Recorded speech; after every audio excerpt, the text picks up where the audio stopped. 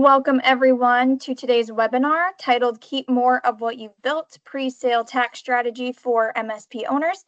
Thank you all so much for taking time out of your day to be here.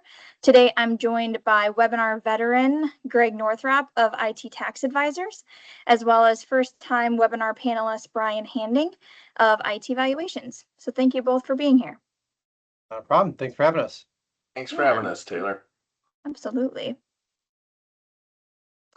So given this is Brian's first webinar as part of IT Valuations team, I figured I would kick us off with a trivia question about Brian to help more of our ITV community get to know him.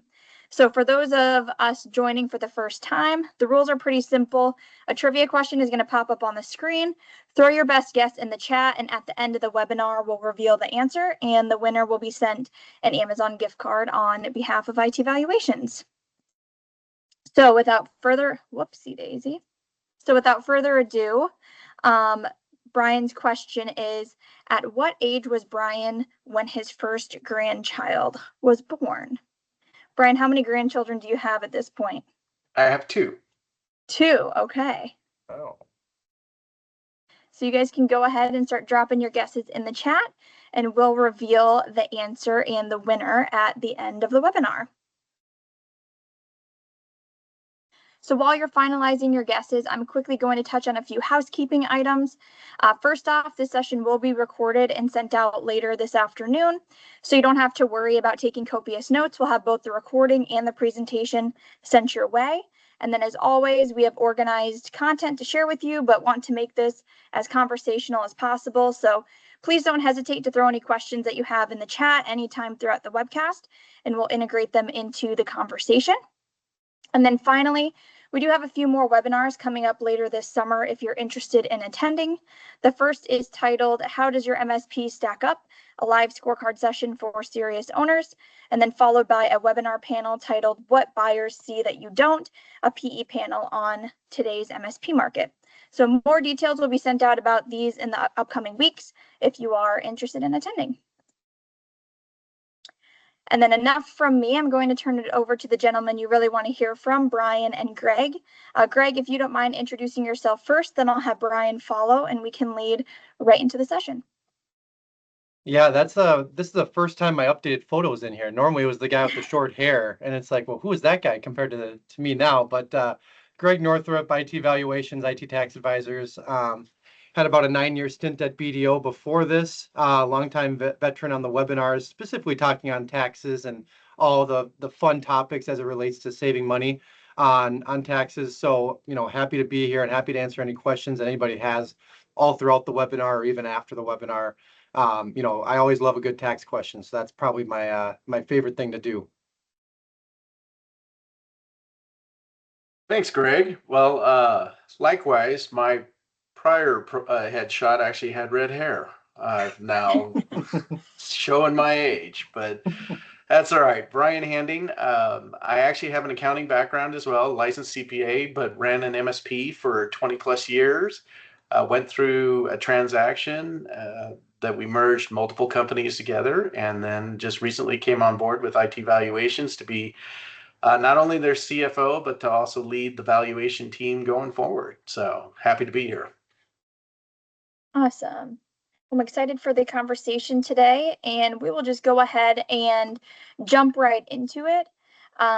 Greg, if you don't mind kicking us off, when do most MSP owners first think about taxes in an upcoming transaction, and how can that impact how much they personally walk away with? What's pretty typical is like when the LOI is in hand, I get the call like, oh crap, what do I do? What can I do to save money in taxes? And it's like, if you would have called me a few years ago, we maybe would have been able to do some things. Now, at the time of an LOI, we're kind of limited in what we can do. So, one of the biggest things I try to, tell folks is plan ahead. Even if you're not thinking about exiting, plan ahead so we can actually have a conversation about what you can do. But even if you're already at that finish line, you're already about to sell, still pick up the phone or send the email to ask the question, because there are still things you can do to save money in taxes. Like one simple one, I'll just throw a nugget out there, is if you're going to sell this year, and you have activity in states in which you're paying, say, pass-through entity tax, as an example, well, you can pay those pass-through entity tax payments by the end of the year and offset ordinary income. And that pass-through entity tax payment would be based on the entirety of the gain on the sale and not just your operating income. So you can have this really large state tax payment that you can pay through pass-through entity tax and offset your ordinary income at potentially the highest tax bracket if you're in the highest tax bracket of 37%. So that's like a really small thing, but like if you were to pay your state taxes not through pass-through entity tax, well, maybe it wouldn't be deductible because it'd be capped at the $10,000 limit on your individual return. And so even just that simple sleight of hand of making that payment by December 31st in that year of the transaction could save you a couple $100,000 depending on, how big the transaction is and what states you're paying tax to with that pass-through entity tax payment. So that's where, again, have the conversation, reach out, start thinking about it, because although, yes, you're going to pay more than likely 20% capital gains tax and whatever applicable state tax rates apply to you, there are still little things that you can do, or even things you can negotiate in the transaction as it pertains to maybe escrows, net working capital, deferred payments, and whatnot, that can potentially save you tax dollars, because every little thing as you shift it around can potentially mean tax savings both federally and state. Awesome. And then, Greg, can you dive in a little bit more and walk us through the pre-sale planning timeline? What should an owner be doing if they're 3 to 5 years out versus when they're only about 12 months out?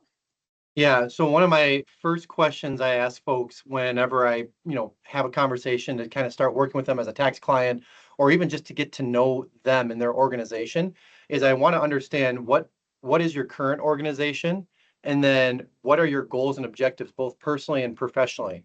Because for a lot of folks, you maybe started your MSP company maybe 20 plus years ago, and at the time, maybe being an S corp made the most sense, and it still might make the most sense for you to stay in that entity's classification moving forward.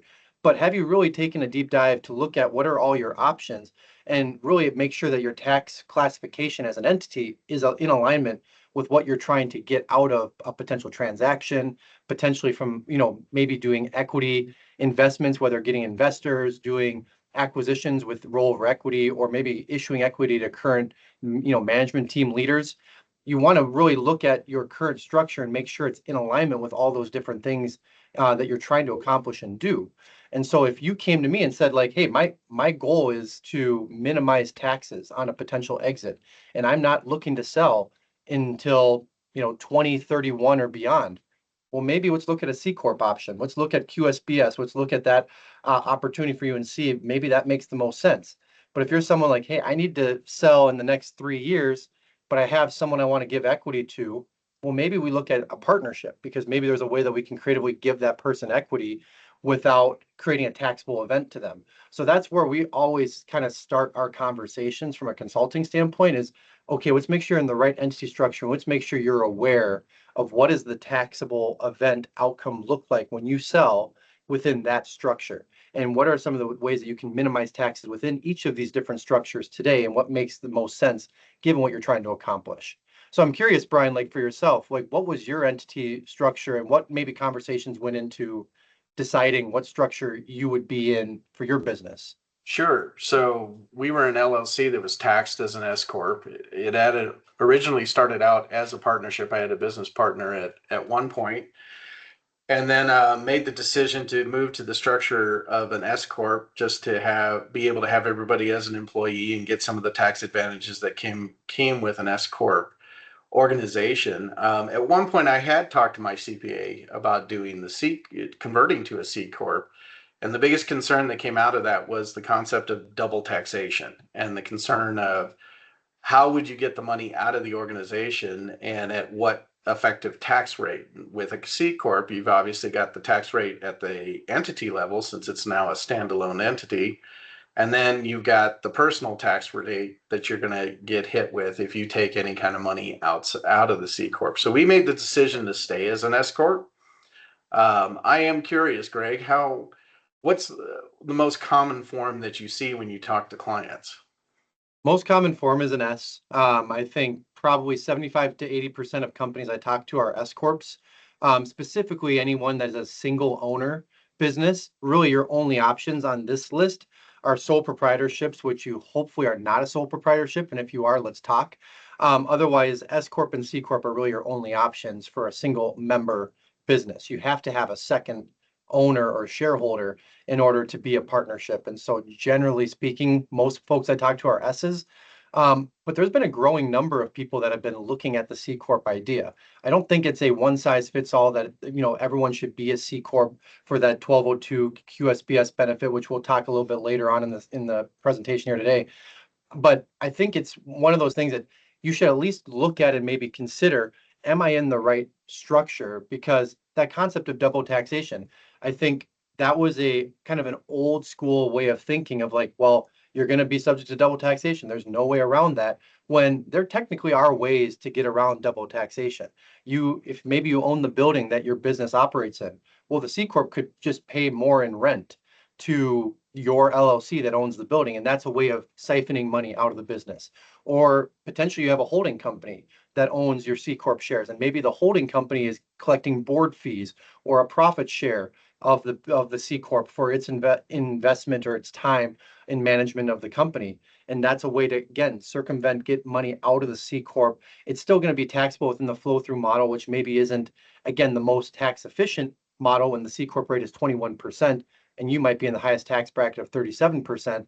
However, it's a way that you can get the money out of the business without that double taxation event, because everyone focuses on the federal rate. What also gets double taxed is at the state rate too. So if you're in a state that has state income tax, it's even worse on the double taxation front than trying to find one of these other avenues to mitigate. And then the last one would be raising your comp, which is not ideal because, again, you have the Social Security, Medicare taxes, and comp is taxed at the highest tax bracket from an ordinary income perspective. So again, there are ways to get around it. I wouldn't just say avoid C Corps like the plague just because of double taxation. Well, so Greg, speaking of the state side of things, because I did my transaction in a state that does charge income tax and tossed around the idea of should I move to a state that doesn't charge income tax so that I could potentially avoid that liability associated with the transaction.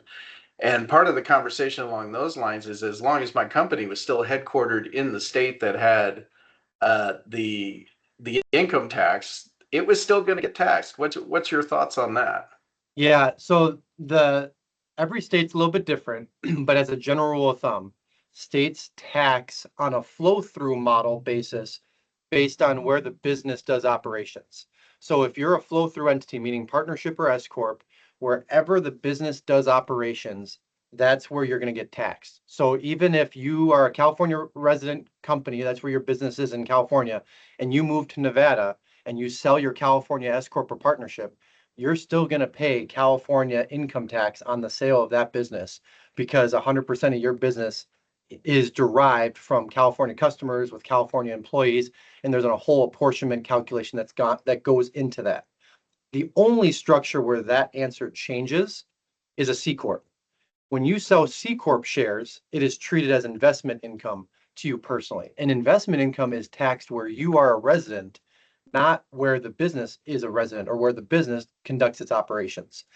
And so because of that, you might have some significant state tax savings if you were someone who was looking to move out of a California or out of a New York and into a place like a Nevada and Texas, Florida, where there's zero income tax. You potentially could convert to a C Corp and then not only get the 1202 benefits if you're willing to hold on to it for 5 years, but you could actually have state tax benefits as well, because there doesn't, at least every state I've looked at, and unless they change law in the future, there is no look back provision to say, hey, because it was once a flow through entity, we're going to now tax on it, because that would actually go against their taxing authority of it being investment income when you sell C Corp shares. So that is a way to maybe circumvent a little bit of the state income tax liability, but you can't do it with an S Corp or partnership. So then back to Taylor's question, what should you be planning and how far back should you be looking at this? There's several timelines to look at, right? One is the corporation that we'll get into and some of the benefit from that. But then if you want to avoid state tax, as far as I know, most states require at least a year of residency and presence inside of their state to be able to qualify as a resident of that state. Yep.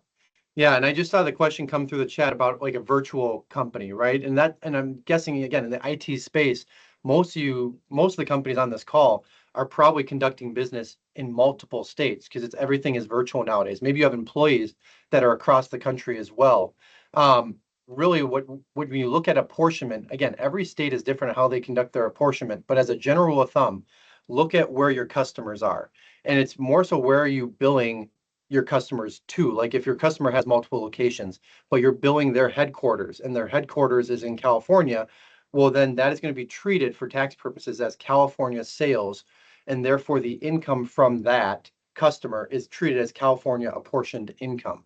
Now, again, California has a sales factor. And then once you're over a certain size, you can essentially elect to do a sales, property, and payroll factor. Other states maybe look at double sales with payroll and property. So really, you have to look at where are you conducting business, which is your sales apportionment, where are your customers, and then your employer payroll apportionment, where are your employees located. That's going to really dictate where is your kind of gain going to be allocated from a state perspective. And so it might be beneficial when you're looking at that from a state nexus perspective to start filing in certain states if you haven't been, because maybe that can help dilute how much gets boomeranged back into your resident state. Because there are states like Illinois that have like a kickback provision that if states aren't allocated to another state, they get automatically kicked back to Illinois. So it's like you have to be aware of some of those additional rules where maybe it makes sense to actually file in different states. So we actually apportion that income out of the state that maybe has a higher tax rate. And Greg, there are a few more questions coming into the chat as well. Yeah. Denise asked, there are vendors in states that charge tax on shipping and they don't take into consideration that it's only charged if the receiving state tax is shipping, which California doesn't. How do we get that back or train all state vendors to make sure they are doing sales tax correctly? Yeah. Oh boy. Yeah. When you just start diving into the world of sales tax, that gets really gnarly because again, sales tax is different in every jurisdiction.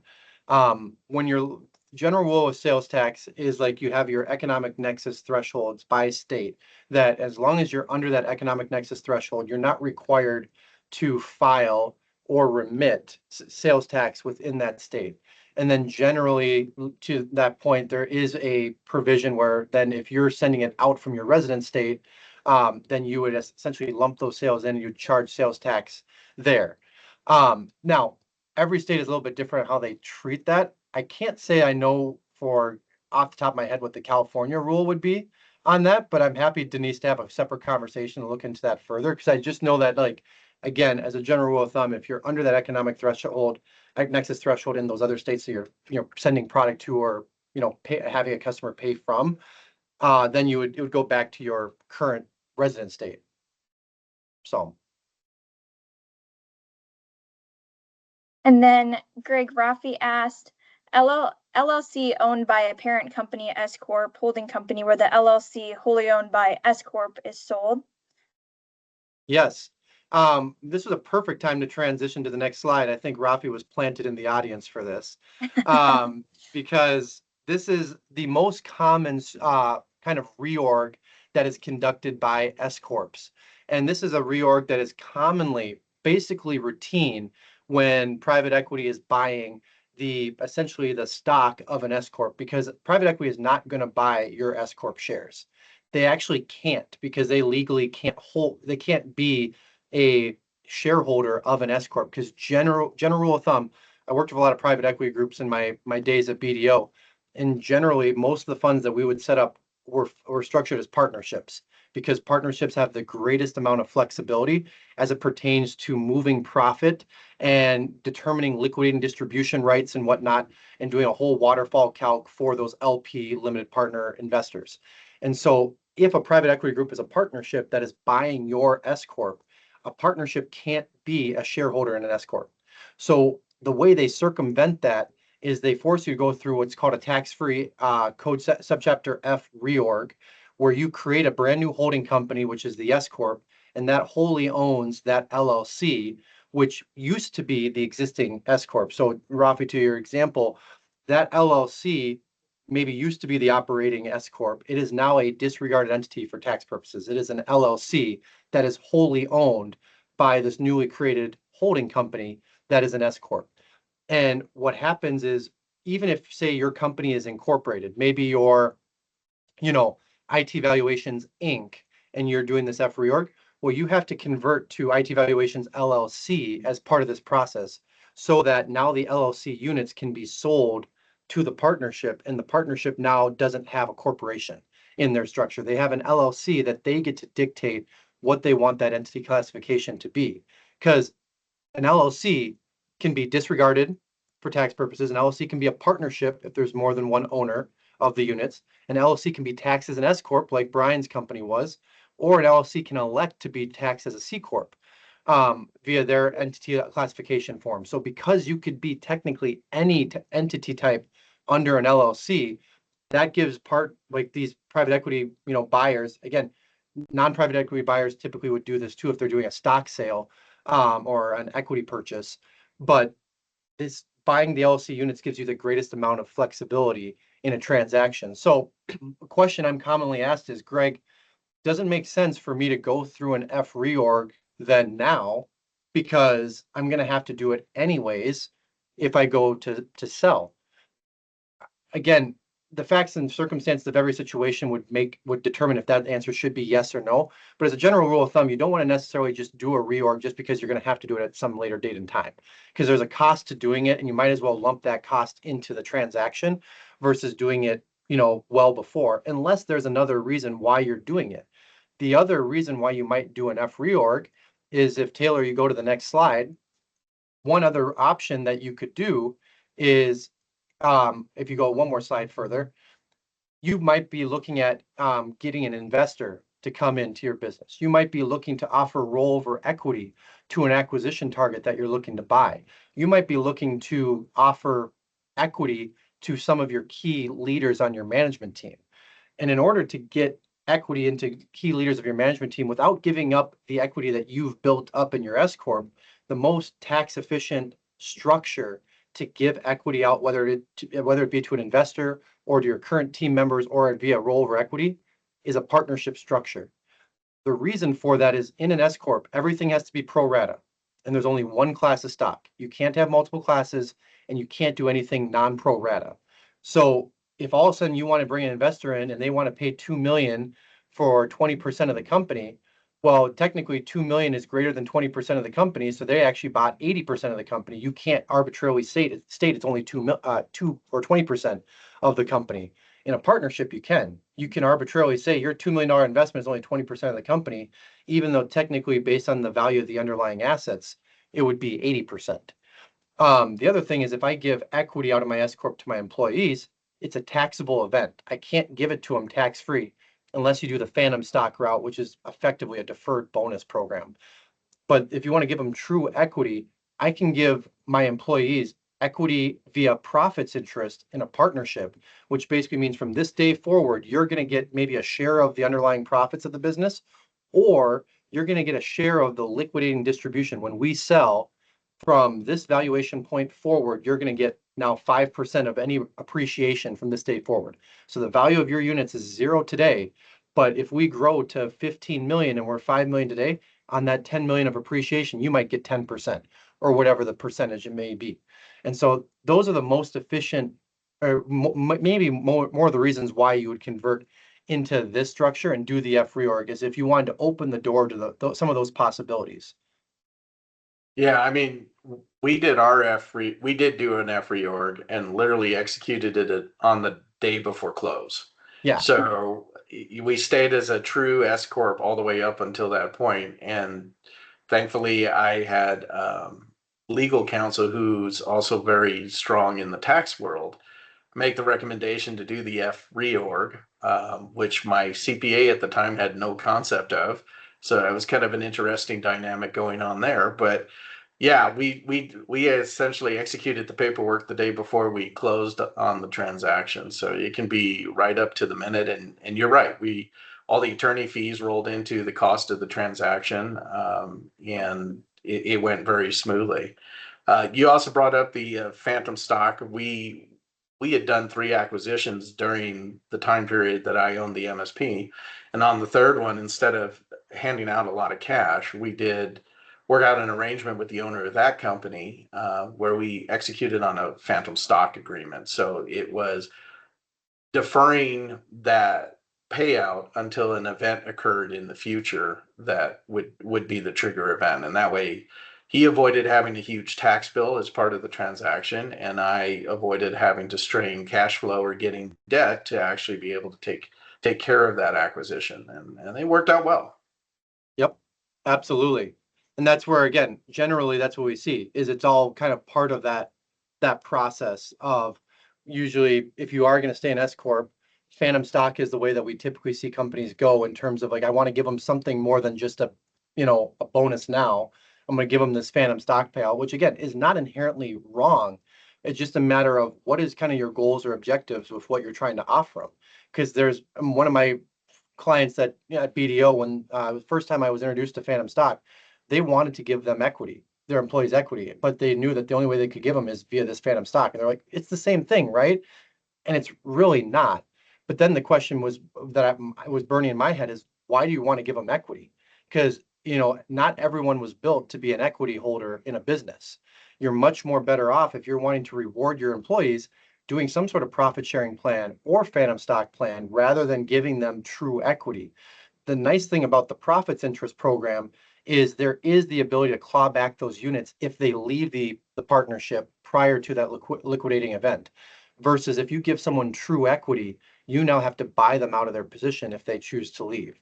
So I'm always a big proponent of looking at bonus programs, phantom stock, or even profits interest programs where you have the ability to claw that back rather than giving someone downright equity unless they're buying into the company or you're doing some sort of rollover equity as part of an acquisition. So effectively, instead of you needing to pay up a few $100,000 more in cash as part of that deal, you gave them equity. And so now, even if they tried to leave and you had to buy them out, well, now that was the cash that you presumably saved on the initial deal. You're just paying it later.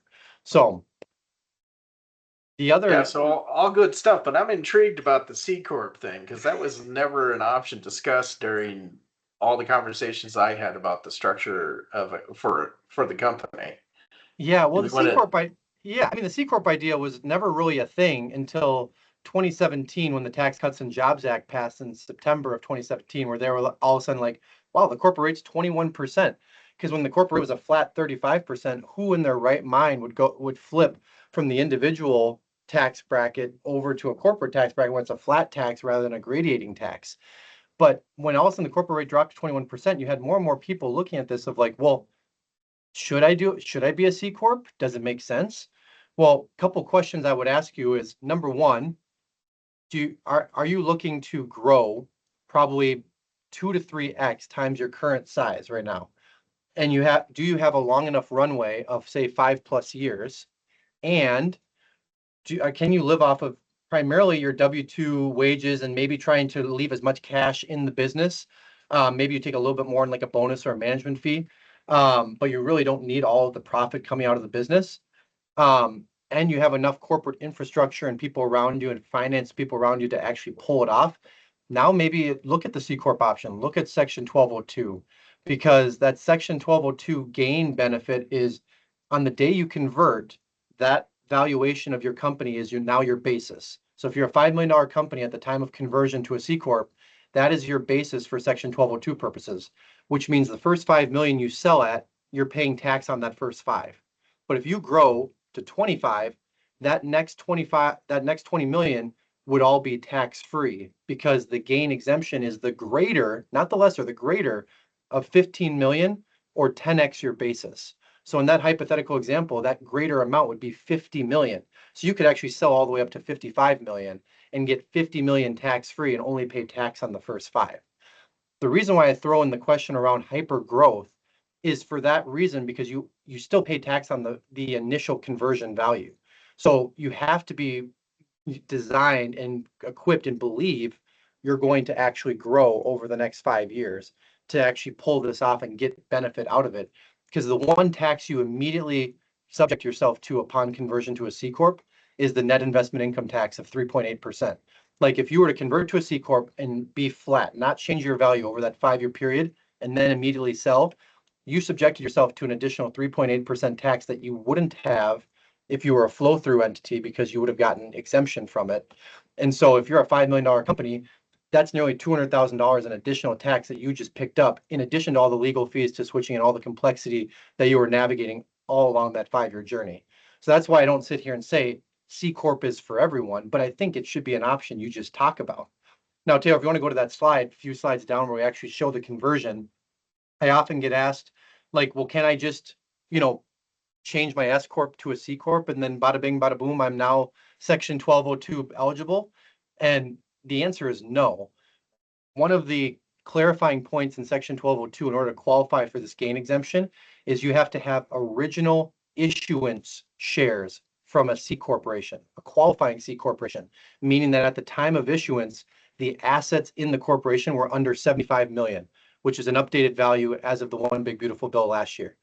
And so when we're doing this process, we are creating a brand new C Corp, and that brand new C Corp is issuing shares to your holding company from the F reorg that we did a couple slides ago. And then in exchange of issuing the shares to the holding company, that holding company is giving the C Corp those LLC units. And so now your resulting structure is what you see off to the right-hand side there, where you own 100%, or you and your other shareholders of your S Corp own this holding company that owns 100% of the outstanding newly issued shares of the C Corp that qualifies for Section 1202. And then that owns 100% of your operations and your business, which is the LLC. And the nice part of doing it in this multi-step process is you don't have to change your EIN.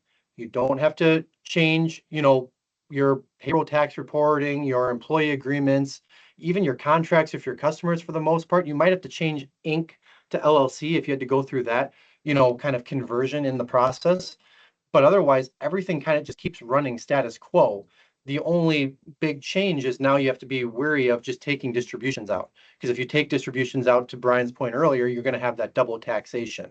So that's where we would work with you to try and make sure that you're paying maybe some sort of, management fee to the holding company, or maybe paying more rent if you own the building, or maybe just increasing your W-2 comp within reason, to try and think about creative ways to get the money out of the company while also trying to grow the company, because your biggest asset now becomes that C Corp, because any growth you experience in the business is actually tax-free growth, versus if you pull that money out and you put in the stock market and grow, you're still going to be taxed on that.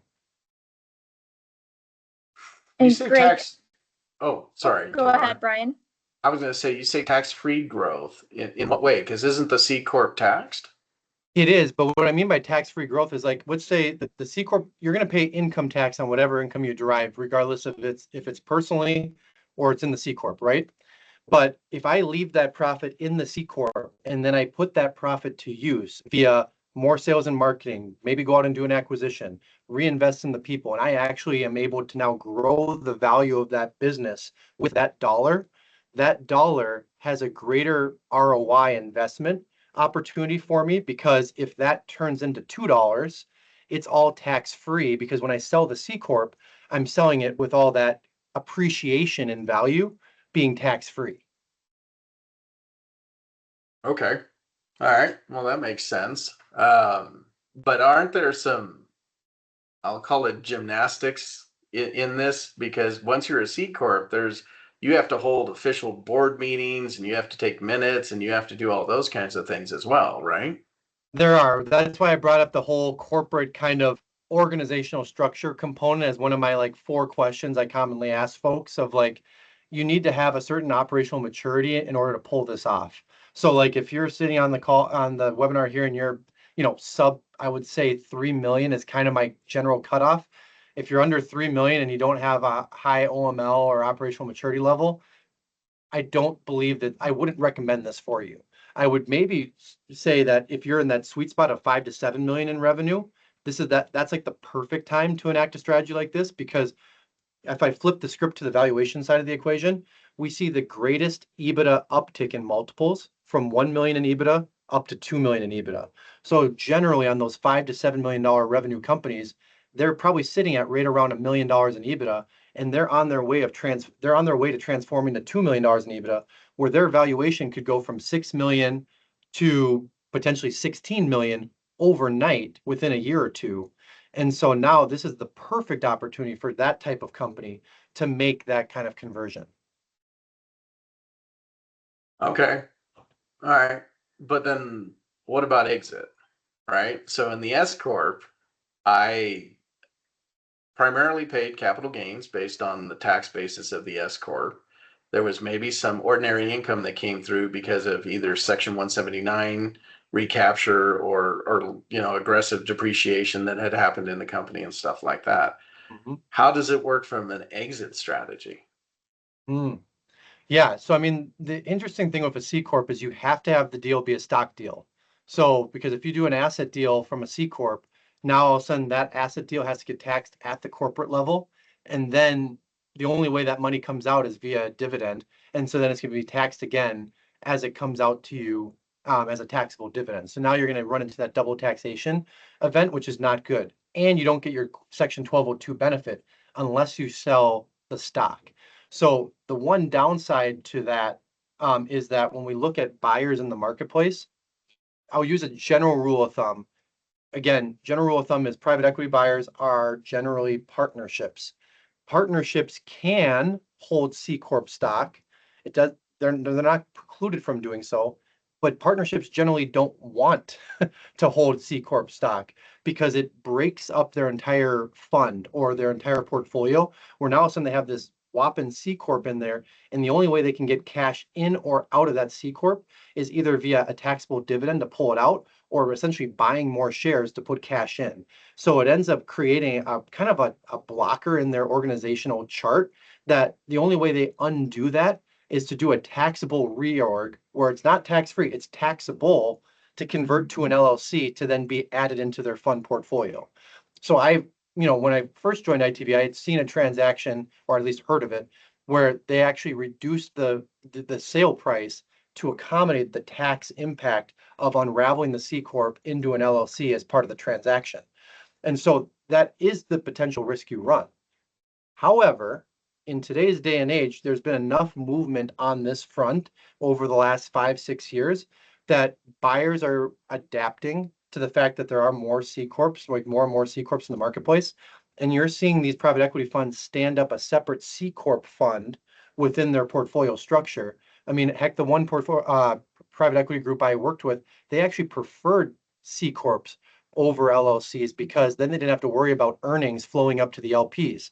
They could just keep all the earnings at the underlying C Corp investment level and only pass through capital gains to their investors when they sold off the underlying C Corps. And so there's been more and more movement on that front to actually having consolidated C Corp operations. One of my tax clients is a private equity group, and that's their structure, is a consolidated C Corp model so that they can accommodate buying C Corps in this more Section 1202, I guess, friendly environment in day and age. And we're not seeing the same like valuation discount at the deal table that we used to see maybe say 3-4 years ago.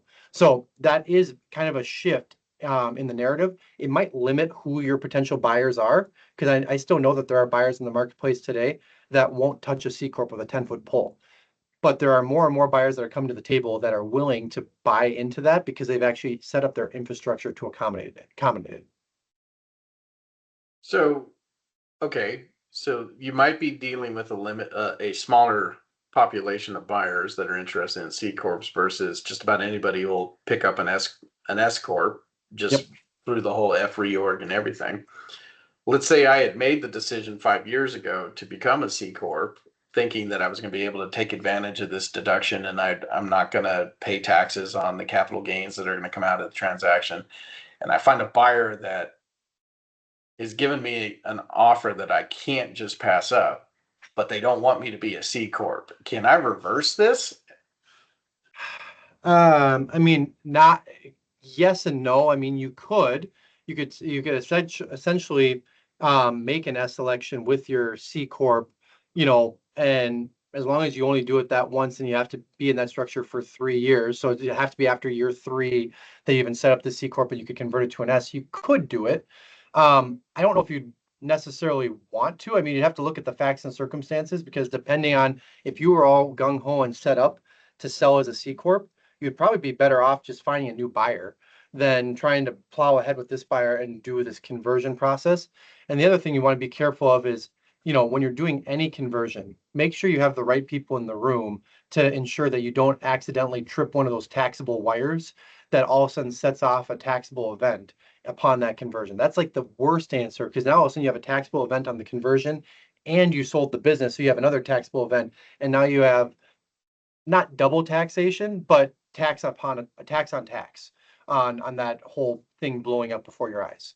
Okay, so as an F reorg can be a game time decision, undoing a C corp is not. And I see in the chat there's a question about political, right? The political landscape. So I'm making a decision in the hope of something 3 to 5 years down the road, and obviously politics are very fluid, and administrations so. can change, and so I could I end up in this situation 5 years from now? It's like, oh no, all the benefits of the reason why I went to a C corp are gone now. Yeah, I mean, I don't even want to pretend to understand the inner workings of any politician's mind, but as if we look back on historical tax law and what has generally been the rule of thumb, generally speaking, when new tax law is pushed out, it does not affect companies that are already operating under a certain law. It's more so they don't now apply to any new companies that want to enact that law. Meaning, like, what I would see if, say, QSBS were to go away, I would see it being any corporation formed after the date of enactment no longer qualifies for QSBS, but any company that had enacted under the old law prior to that date would still get QSBS treatment if they subsequently sold at a future date. So again, not gospel, but that I would bet pretty heavily that that would be the case if anything changed. Greg, we had a Okay. follow-up question from Harold. He said, what if you were an LLC filing with IRS as a C Corp? How does that affect 1202? Great question. I literally just did a memorandum on this because I got asked this by a client. But effectively, the IRS doesn't actually care from a legal standpoint if you're an LLC or an incorporated entity. They treat that entity based on its tax classification. And so therefore, the term shares ends up being synonymous whether you're LLC or incorporated. That effectively you still get the same share treatment on QSBS shares, even though you have LLC units being taxed as a C Corp. So yeah, no issues there. You can be an LLC, taxed as a C Corp, and still qualify for QSBS. Awesome. And I know we're coming close to time. We might go over a few minutes if that's okay with everyone. But wanted to ask one final question from the chat. Josh asked that you mentioned a state taxing a transaction earlier. In the case of, say, New York, that has a state income tax of 10.9%, if we happen to do business there, but it was only around 5% of our overall income, would they take 10.9% of the whole transaction, or just the amount attributed to our revenue in New York? Just the amount attributable to your revenue in New York. Unless one of the partners or shareholders resides in New York, then effectively they would pay New York state tax because they're a New York resident. So 100% of the income would be taxed in New York.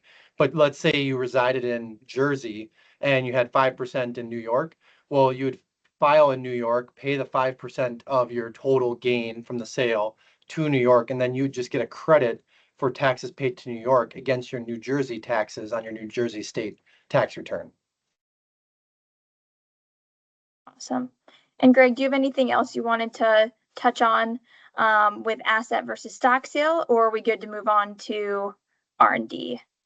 One thing I'll mention is that as a general rule of thumb, what we've seen from our transactions that we're a part of on the sub $3 million deals that are typically done by strategic buyers versus PE, they're typically asset deals more often than not. Again, a lot of times there's a lot of risk there, and maybe there's not a lot of value in the company in general, and you just don't want to overcomplicate it. And so typically we see a lot of asset deals at, valuation or company sizes under that range. When you get north of 3 million and you start introducing private equity generally likes stock deals because of the legal transferability of everything, where effectively the business can just continue operating, and then they can do their integration on whatever timeline they want post-close versus having to convert all the employees day one or all the customers day one if there's not a, assignability clauses in the agreements. And so it kind of makes, in some ways, the process easier for a private equity group or even a strategic buyer at a certain size company when there's so much more items that have to go through due diligence to do a stock deal. But as a general rule of thumb, when you're buying even partnership units or S Corp stock, those deals are generally still taxed as asset deals, even though it's papered on a MIPA or a stock purchase agreement, because there's a Section 338H10 election that's generally made with S Corp stock that effectively makes the stock deal legally taxed as an asset deal for tax purposes. Or if you're buying a partnership, LLC units, the general rule of thumb is it automatically is taxed as an asset deal versus being taxed as a stock deal. But the good news is for most people on the call here, you don't have asset intensive businesses. So even if it is an asset deal, it doesn't really change the taxable impact to you personally, because it's all going to be taxed as capital gain because you're selling a customer list. You're selling the built up goodwill that you've built within your organization. And that's an intangible asset, and that gets capital gain treatment versus being a super asset intensive business like a trailer company or trucking company, where now all of a sudden they get to assign the value to each of those trucks, and you might have depreciation, recapture, or ordinary income. And before we move on from this, Greg, Juan just asked a clarifying question.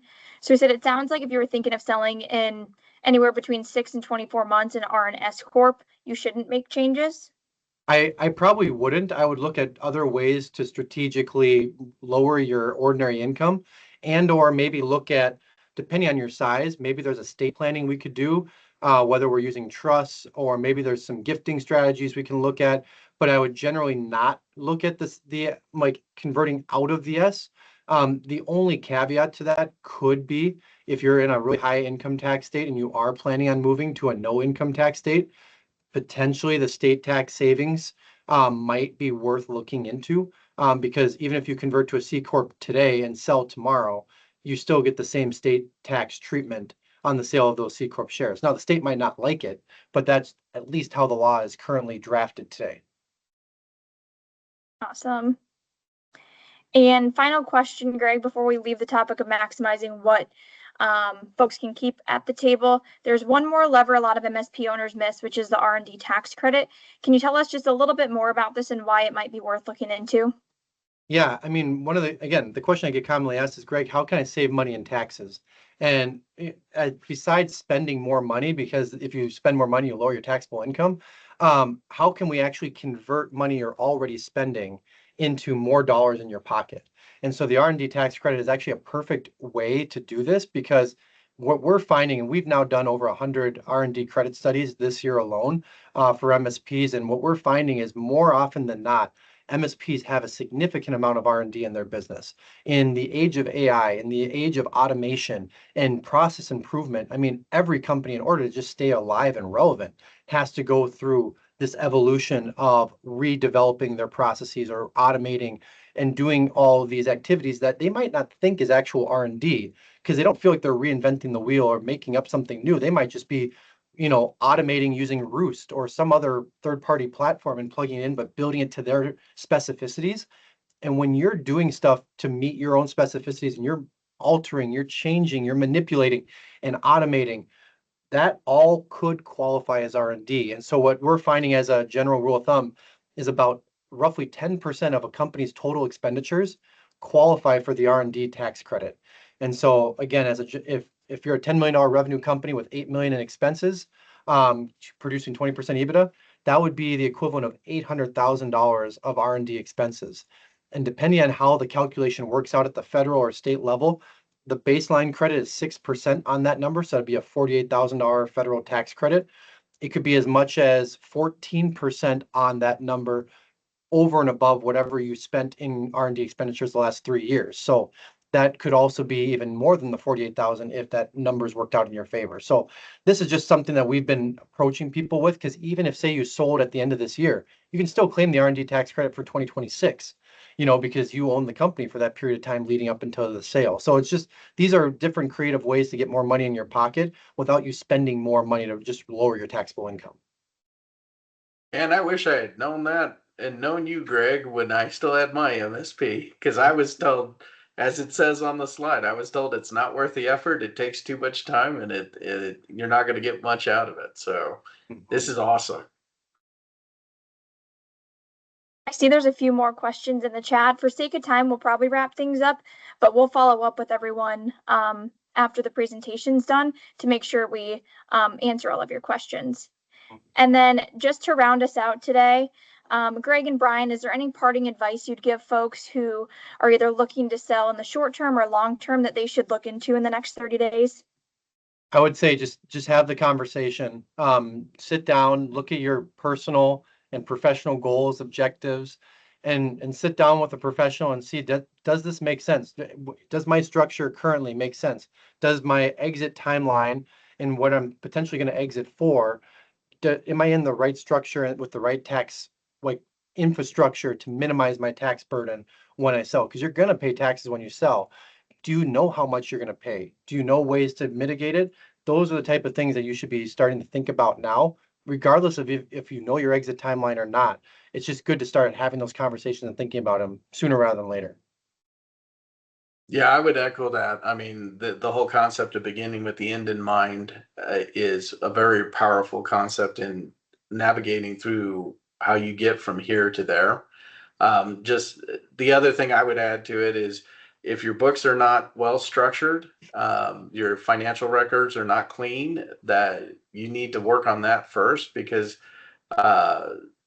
your advisors like Greg are only going to be able to work with the data that you provide. And so I know not having clean data, not having well structured, not having it gap aligned introduces some challenges and limits what Greg and his team could do. Awesome. Well, thank you both. If anyone wants to continue conversations offline, please feel free to either reach out to us directly or you can scan the QR code on the screen. I'll send a follow-up email this afternoon with all of our contact information, but if you want to get ahead of that so you don't forget, feel free to scan the QR code here on the screen.